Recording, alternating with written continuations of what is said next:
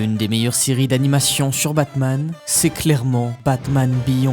Certains diront que le vrai sommet, c'est Batman, la série animée. Et franchement, ils n'auraient pas tout à fait tort. Cette série nous a quand même offert le meilleur Joker et la création d'Harley Quinn. Le problème, c'est qu'elle n'a jamais eu de vraie fin. Contrairement à Batman Beyond, qui propose une conclusion, un univers cohérent et surtout une ambiance futuriste incroyable. L'histoire est tout aussi solide, mais le cadre néon et cyberpunk donne à la série une identité beaucoup plus marquante. Non mais sérieusement, regardez-moi ce Batman et venez me dire qu'il ne dégage aucun charisme. Tout le monde connaît Batman, mais est-ce que vous connaissez Batman Beyond? Dans cette vidéo, je vais vous raconter toute son histoire, du début jusqu'à la fin.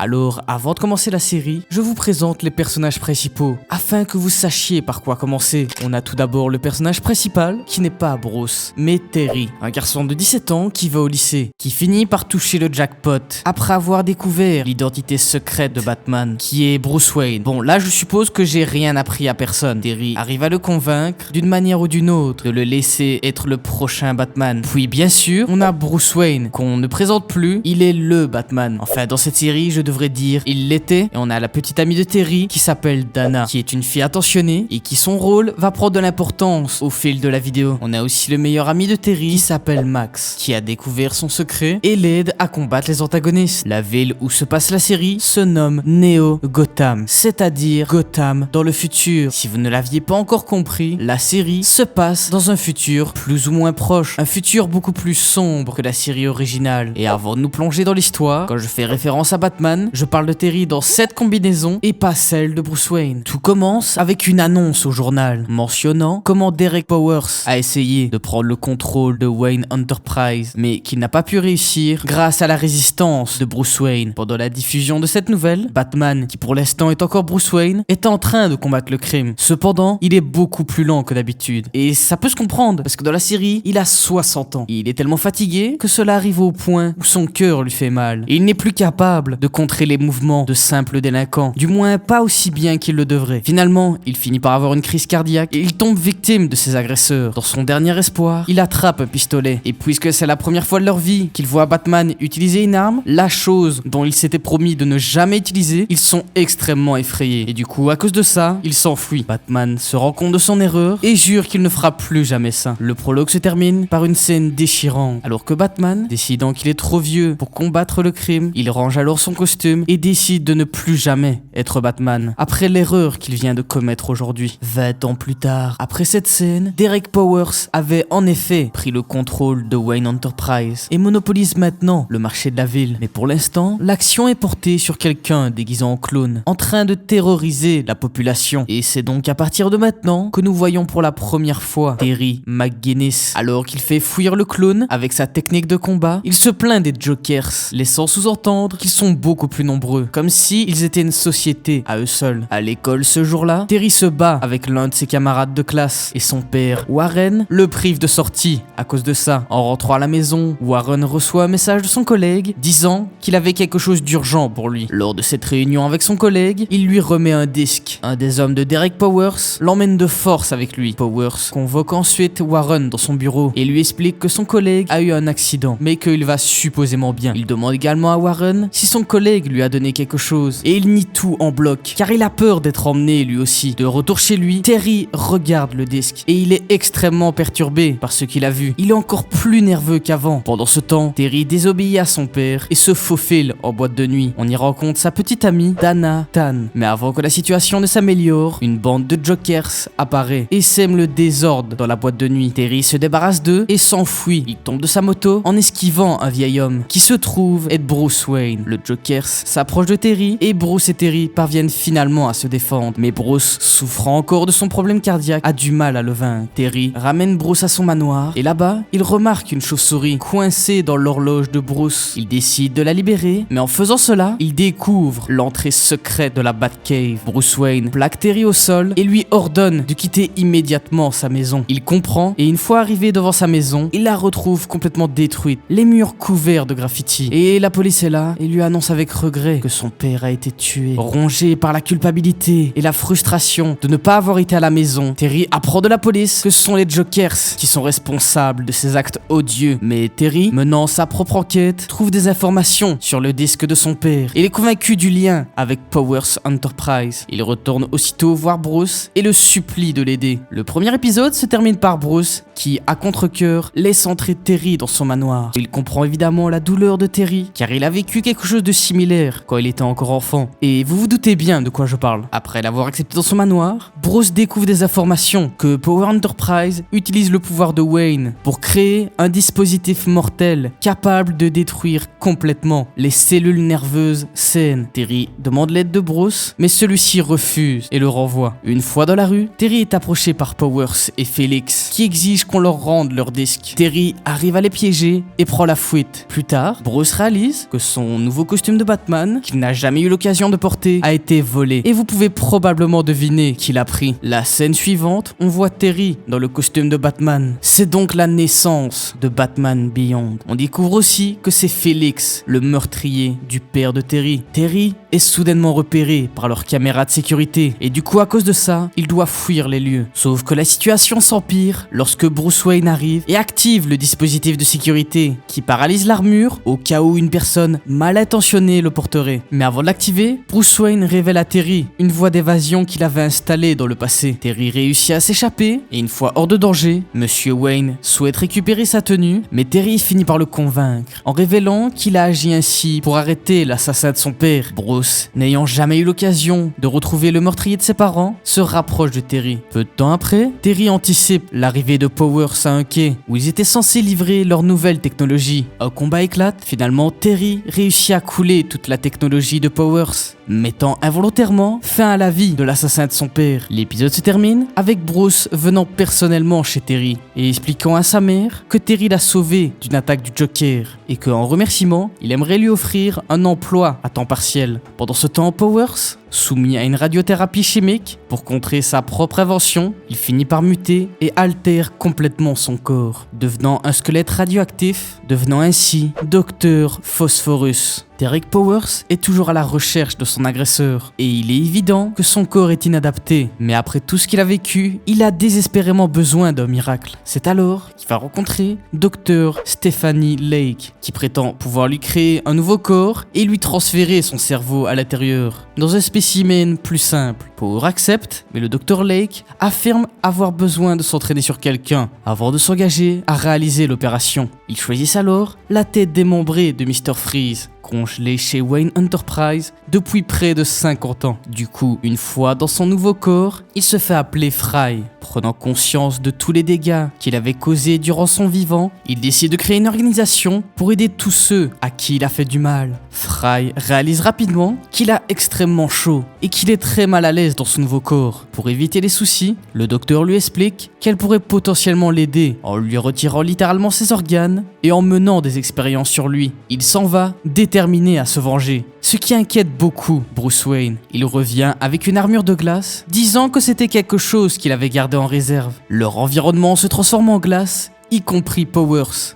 Après un combat entre Batman et Mr Freeze, Powers utilise ses pouvoirs radioactifs. Il fait fondre la glace et blesse gravement Mr Freeze. En représailles, Freeze le projette à l'autre bout de la ville. Batman s'approche de Mr Freeze pour essayer de le sauver, mais il crée un mur de glace, prétextant qu'il ne mérite pas son aide. Il faut partir d'ici, Freeze. Toute la centrale va sauter. Tu peux me croire.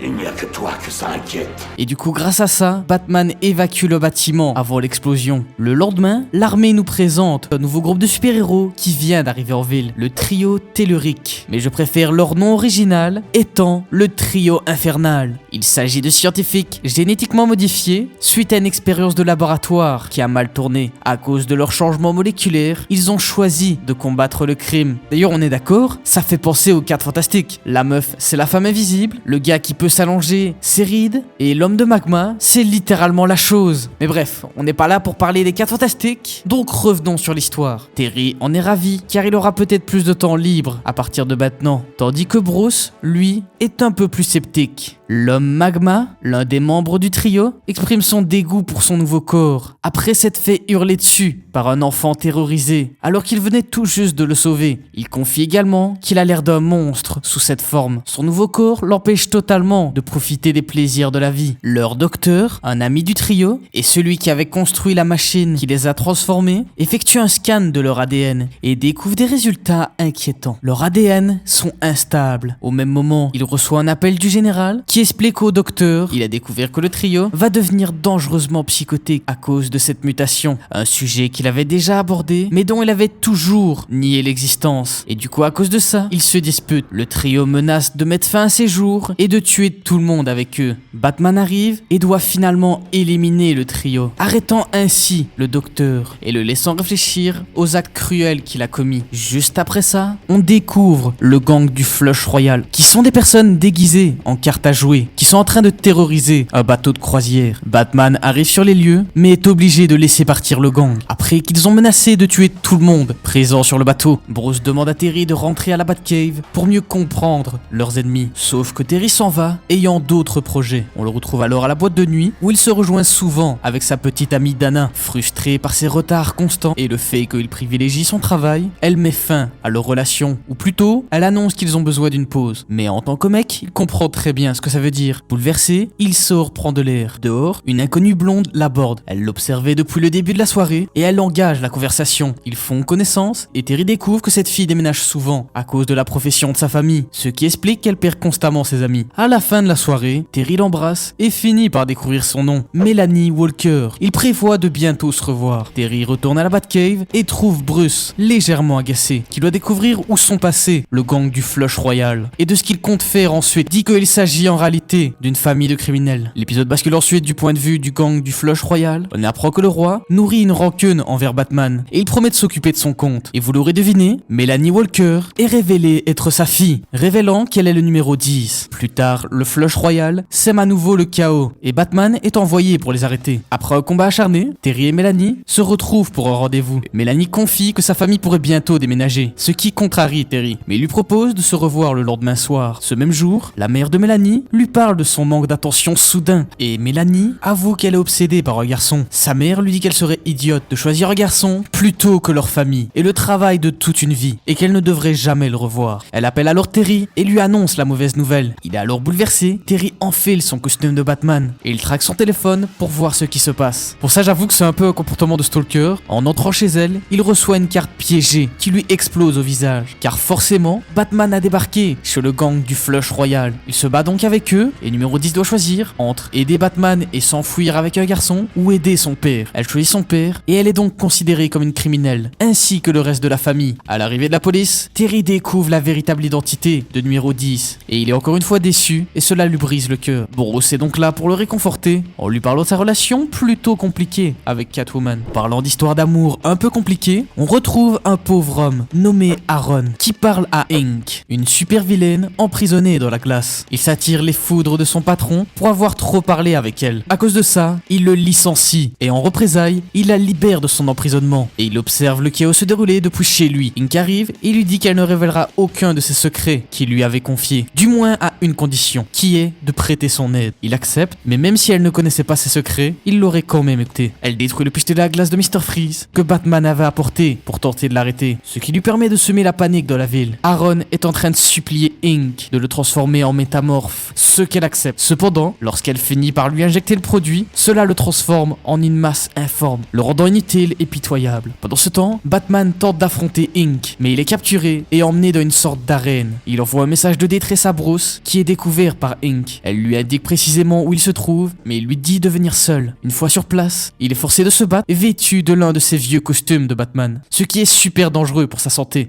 Durant ce temps-là, Aaron, frustré d'être réduit à une simple masse informe, sème le chaos à sa manière et finit par laisser Terry s'échapper lors de ses manigances. Finalement, Inc est réprimandée et Aaron arrêté. Malheureusement pour elle, elle est sous surveillance constante, donc elle ne pourra plus jamais s'échapper. L'épisode final de la saison 1 commence avec Derek Powers, qui peine à trouver une nouvelle peau convenable pour son corps toujours irradiant. On voit ensuite Derek discuter avec son fils Paxton de la possibilité de prendre la direction de leur entreprise. Lorsque cette proposition est faite lors d'une réunion du conseil d'administration, de nombreuses objections se sont faites, allant jusqu'à déverser du poisson mort sur la table. Derek, hors de lui, sombre dans la folie et se transforme en Dr Phosphorus. Sous l'effet de la frustration, Bruce, abasourdi par cette nouvelle, comprend que Terry est désormais responsable de sa transformation, rendant leur conflit bien plus personnel. Après que son identité secrète a été révélée au public, Paxton prend la place de son père, devenu littéralement un corps irradiant. Plus tard, Paxton contacte Batman pour l'aider à capturer son père, ce que Batman accepte. Selon lui, son père se cacherait dans un endroit inaccessible au public, comme un sous-marin. Batman finit par apercevoir son assistant embarquant à bord du sous-marin, mais une fois découvert, Paxton tente de le tuer. Dr Phosphorus apparaît et fait fondre le sous-marin, le faisant ainsi couler. Paxton et les employés sont sains et saufs, mais Powers aurait été aperçu flottant au fond de l'océan. La saison se termine avec Batman avertissant Paxton du retour de son père et de la prise de contrôle de l'entreprise par lui, marquant le début de la saison 2, qui s'ouvre avec un épisode sur la bande des Jokers,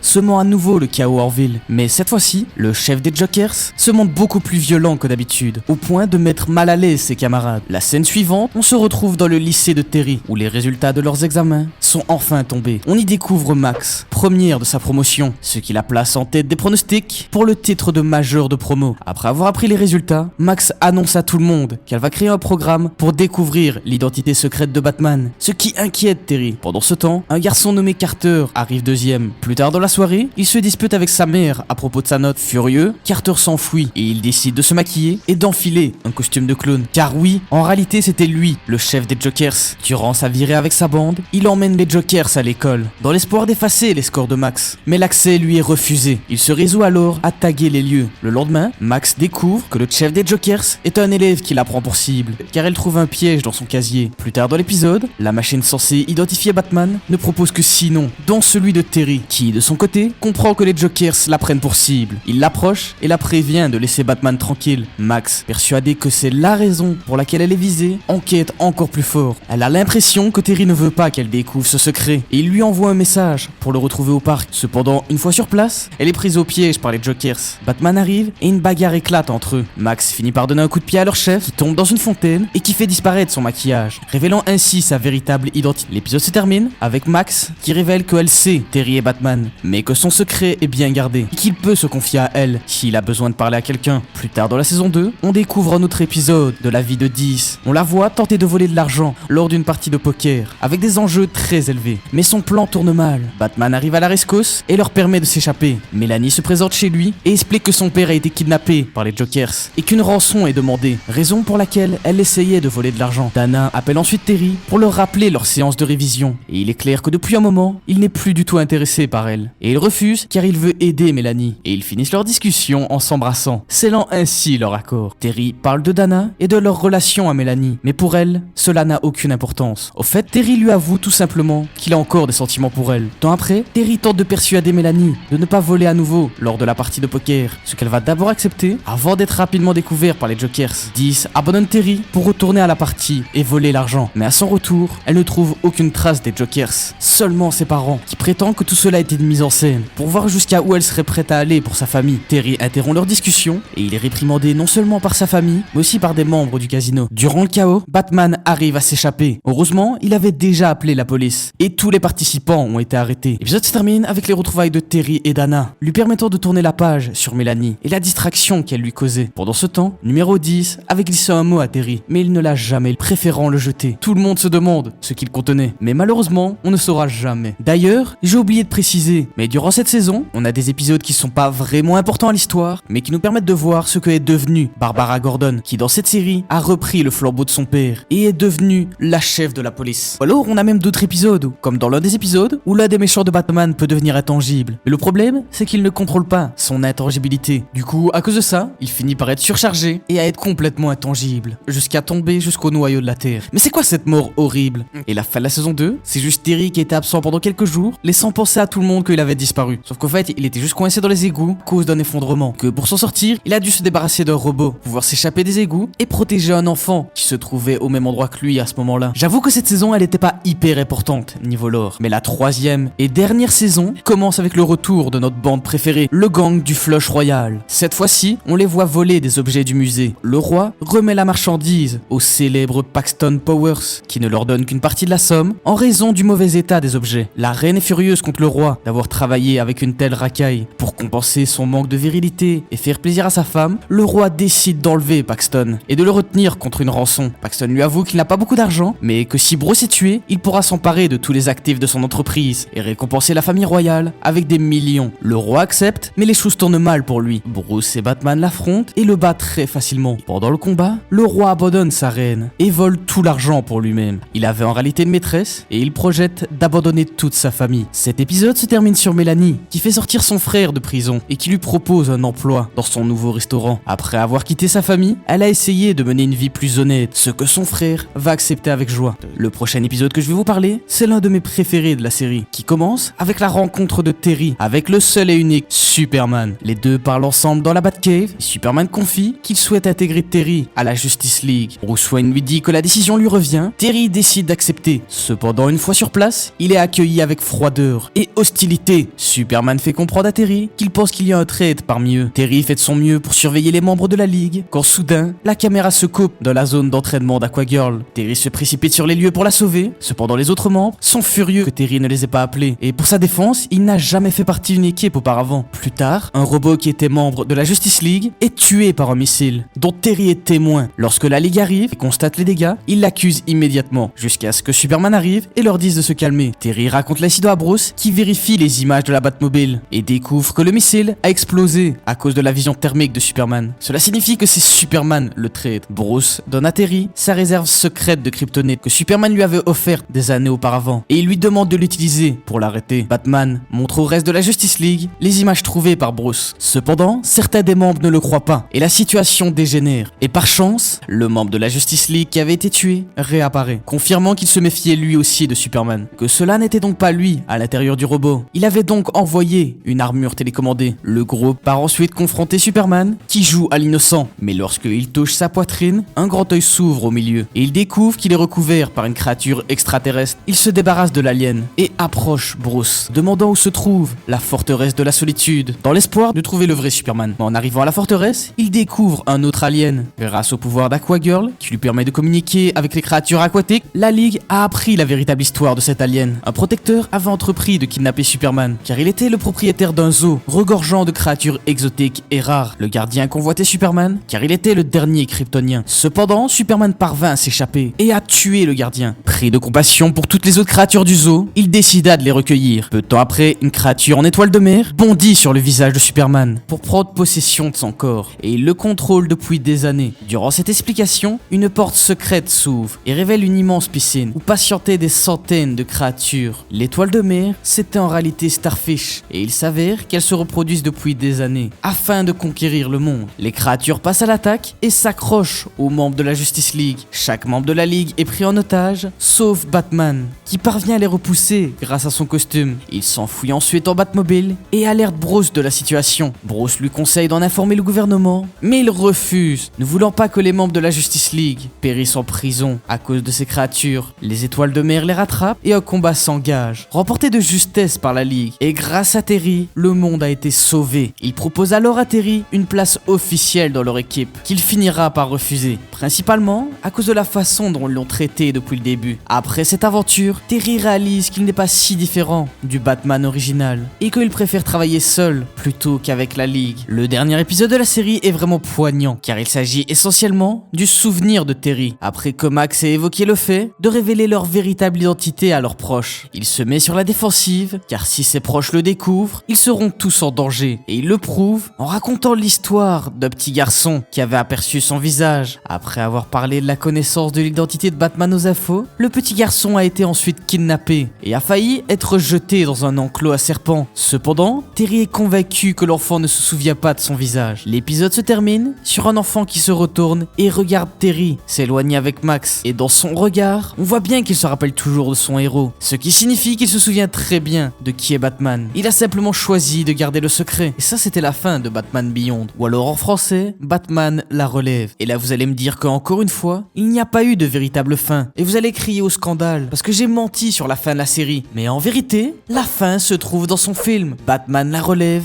le retour du Joker. Je me demande bien qui est le méchant du film. Le retour du Joker commence juste après l'épisode final de la série et débute par la morsure de Terry par un Joker hybride. Lors de sa dernière mésaventure, le Joker vole une technologie de pointe, chose qui est inhabituelle pour leur gang. On trouve généralement les Jokers en train de s'en prendre aux gens ordinaires, dans le métro ou dans les ruelles de la ville. C'est donc un changement de comportement surprenant de leur part. Terry est légèrement inquiet de sa morsure, mais il décide de quand même aller en boîte de nuit, car Dana était heureuse avec lui et c'est elle qui l'avait invité. Mais malheureusement pour Terry, son comportement est presque erratique. Il est incohérent et n'arrête pas de parler aux mauvaises filles par inattention, alors qu'il essaye de parler à Dana. Elle finit par se rendre compte que quelque chose cloche. La scène suivante montre les Jokers retournant à leur repère. L'un de leurs chefs commence à s'agacer contre leur nouveau leader. Il prétend ne leur avoir jamais dit pourquoi il volait, car d'habitude, ils volent de l'argent pour se faire plaisir. Leur chef sort de l'ombre et lui tire dessus avec un pistolet, qui se révélait au fait être un jouet. Sauf que ce jouet est une arme morte. Les autres Jokers s'inclinent devant lui, découvrant que leur nouveau chef, c'est le Joker. Le film montre ensuite Bruce et Terry lors de la célébration où Bruce reprend les rênes de sa propre entreprise. Soudain, le Joker et ses acolytes arrivent et sèment la terreur. Terry est contraint de sauver la plupart des civils au lieu de poursuivre le Joker. Et Bruce Wayne est sous le choc car son pire ennemi est censé être mort. Bruce est tellement exaspéré que le Joker soit encore en vie qu'il force Terry à lui rendre le costume de Batman et à abandonner sa carrière. Terry se tourne vers Barbara, alias Batwoman, pour lui demander conseil, mais elle n'a rien à lui dire. On apprend également que l'ancien Robin, Tim Drake, voit lui aussi la nouvelle du retour du Joker et il en a la chair de poule. Frustré, Terry rend le costume et décide d'aller en boîte de nuit avec Dana, pensant avoir désormais beaucoup plus de temps libre. Cependant, une fois sur place, deux jeunes femmes l'abordent, qui sont les servantes du Joker. Ils séparent Terry et Dana et les Jokers tentent de l'enlever pendant qu'il est inattentif. Terry s'en aperçoit rapidement, mais malheureusement elle est blessée et transportée d'urgence à l'hôpital. Après l'attaque, Terry appelle Bruce, mais sans réponse. Il n'a d'autre choix que de se précipiter sur les lieux, persuadé qu'un drame s'est produit. Sur place, il découvre un graffiti représentant des rires, ce qui est un truc typique du Joker. Heureusement, avant l'attaque, Bruce avait mis au point un remède contre le venin du Joker. Terry le trouve et l'injecte dans Monsieur Wayne, qui cesse enfin de rire et s'évanouit d'épuisement. Barbara arrive et s'occupe de Batman. Après plusieurs demandes, elle finit par céder et lui raconte l'histoire. Autrefois, le Joker semait le chaos et un jour, Tim, l'acolyte de Batman, disparaît. Batman et Batwoman le cherchent dans tout Gotham et finissent par retrouver Tim, sauf que c'était après que le Joker se soit occupé de lui, parce que en gros, le Joker l'avait retrouvé avant et il lui raconte comment il l'a capturé et torturé. Apparemment, lui et Harley Quinn désiraient un enfant depuis un certain temps, mais ils ne voulaient pas le porter eux-mêmes. Comme Batman en avait toujours quelques-uns de côté, ils décidèrent d'en prendre un à Batman. Et durant un combat, le Joker lui ordonna de tuer Batman, mais dans un dernier effort désespéré, il se retourna et tira sur le Joker lui-même avec un pistolet. Et pendant ce même combat, Harley tomba d'une falaise. Malgré les efforts de Batwoman pour la sauver, le Joker fut présumé mort et Tim a été brisé. Ils enterrent le Joker et envoient Tim Drake suivre une thérapie intense. Il finit par mûrir et devenir père à son tour. Après avoir entendu l'histoire, Terry enquêta sur Tim,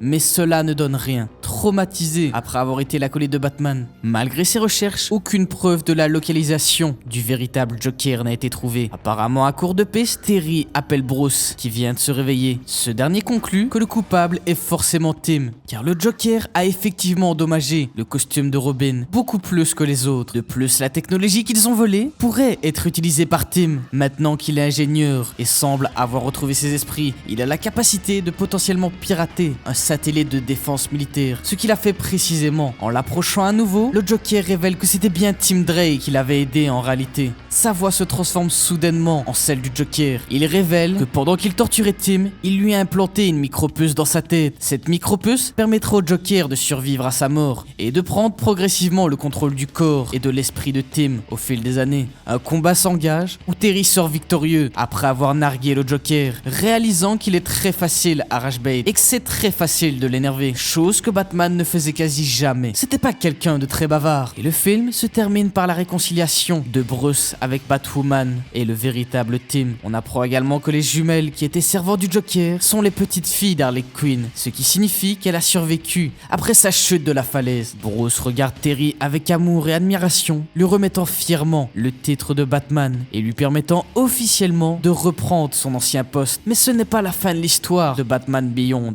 On le voit aussi dans des séries comme celle de la Justice League. Mais ça, c'est une autre histoire. Alors que ceci, c'était l'histoire de Batman Beyond.